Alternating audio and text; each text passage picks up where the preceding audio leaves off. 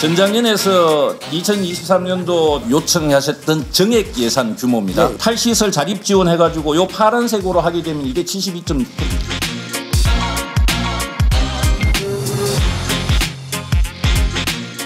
비마이너 독자 여러분 안녕하세요. 영상으로는 처음 인사드립니다. 하민지 기자입니다. 우선 면담 얘기하기 전에 하나 짚고 갈 게 있어요. 여러분 최근에 뉴스에서 오세훈 시장이 이렇게 얘기한 거 혹시 들으셨나요? 장애인 권리 예산은 찬반 양론이 있는 탈시설 예산이 70~80%를 차지한다. 네, 결론부터 얘기하면요. 이거 완전 가짜 뉴스입니다.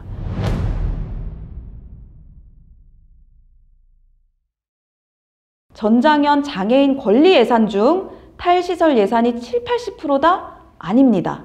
1.3%, 1.3%입니다. 전장현이 증액하라고 정부에 요구한 장애인 권리 예산 1조 3,044억 100만 원 중에 탈시설 예산은 169억 7천만 원 있습니다. 이걸 퍼센테이지로 계산하면요. 70~80%에 가까이 가지도 못하는 1.3%가 나옵니다. 저는 처음에 신년 기자간담회 뉴스 보고 진짜 깜짝 놀랐어요. 시장님이 도대체 어떤 기적의 계산법을 쓰셨길래 저렇게 뻥튀기를 했지? 어떻게 저렇게 대놓고 거짓말을 하셨지? 정말 궁금했는데 제가 2월 2일에 면담 생중계를 지원하러 시청에 가서 알았습니다. 그때 김상한 서울시 복지정책실장님이 참석하셨는데요. 그 말도 안 되는 숫자의 출처가 김상한 실장님이었던 거예요. 김상한 실장님이 계산을 어떻게 하셨는지도 설명을 하셨어요. 그중에 탈시설 지원이 장애인 활동 지원이 9천억이 넘고요. 네. 요거 탈시설 자립 지원 해가지고 요 파란색으로 하게 되면 이게 72.9%입니다. 이런 식으로 설명을 하시더라고요. 그러니까 이게 무슨 말이냐면 장애인 활동 지원 서비스 예산 요구안, 전장현에 요구한 9,053억 2,800만 원을 탈시설 예산 169억 7천만 원에 합쳐버린 거예요. 그러니까 장애인 권리 예산 요구안 중 퍼센테이지가 가장 큰 예산에다가 쬐끔밖에 안 되는 탈시설 예산을 퉁쳐서 72.6%라는 기적의 숫자가 나와버린 겁니다. 이거는 활동지원 서비스와 탈시설 정책에 대한 개념 자체가 없다. 이렇게밖에 볼 수가 없는데요. 제가 지금부터 다시 알려드리겠습니다. 이게 팩트입니다.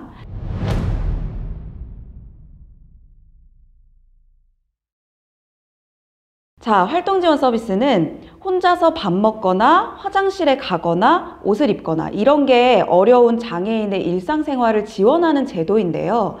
이 제도가 어떤 건지는 우리 비마이너 강혜민 편집장의 영상에서 다들 확인하셨죠? 아직 못 보신 분은 그거를 참고하시고요. 활동지원 서비스는요. 탈시설한 장애인을 포함해서 지역사회에서 사는 모든 장애인이 복지부가 제시하는 기준만 충족하면 누구나 이용할 수가 있습니다. 보건복지부 통계에 따르면요. 작년 8월을 기준으로 활동지원 서비스 대상 장애인은 전체 등록장애인 약 260만 명 중에 13만 5천 명입니다.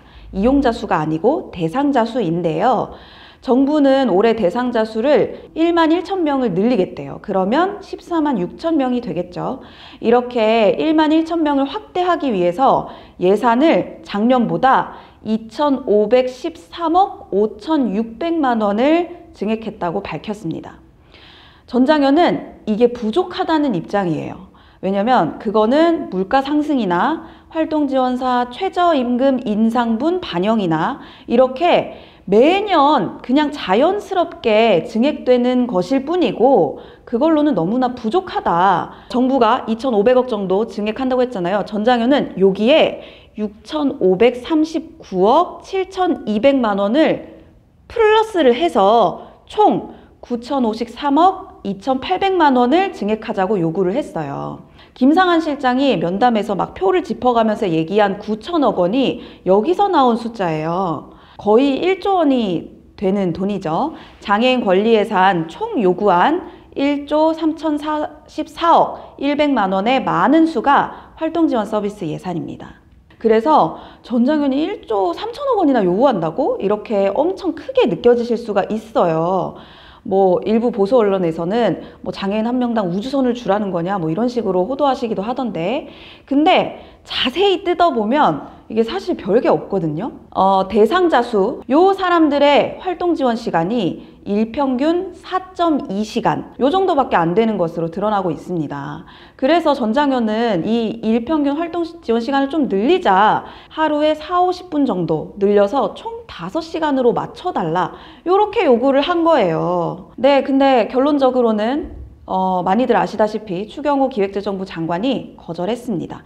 그래서 올해에는 정부가 발표한 대로, 정부 계획대로 그대로 통과가 됐어요. 전장현이 자연 증가분 아니냐라고 비판하는 그 정도 2,513억 5,600만 원만 증액이 됐습니다.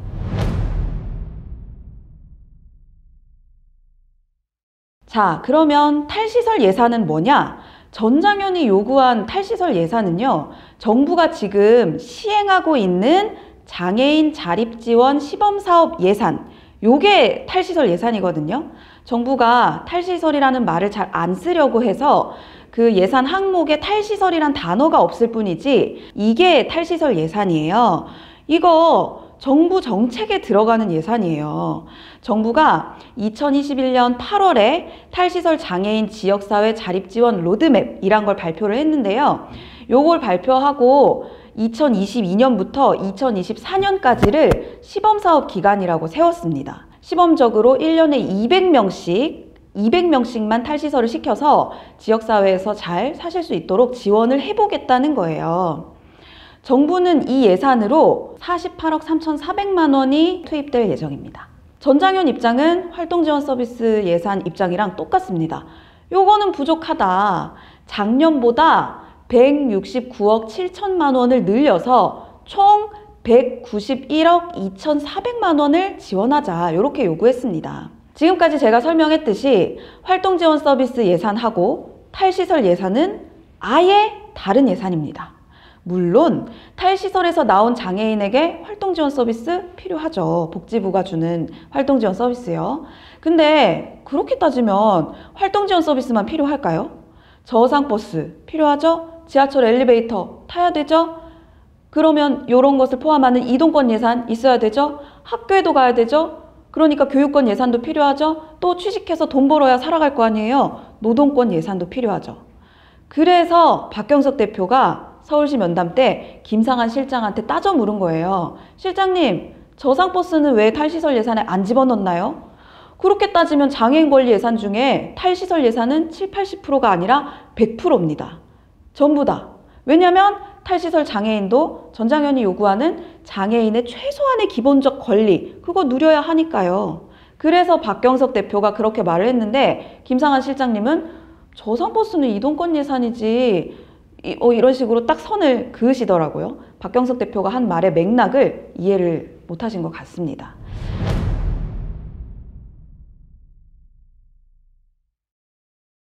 서울시가 왜 이렇게 말도 안 되게 숫자를 뻥튀기를 했을까요?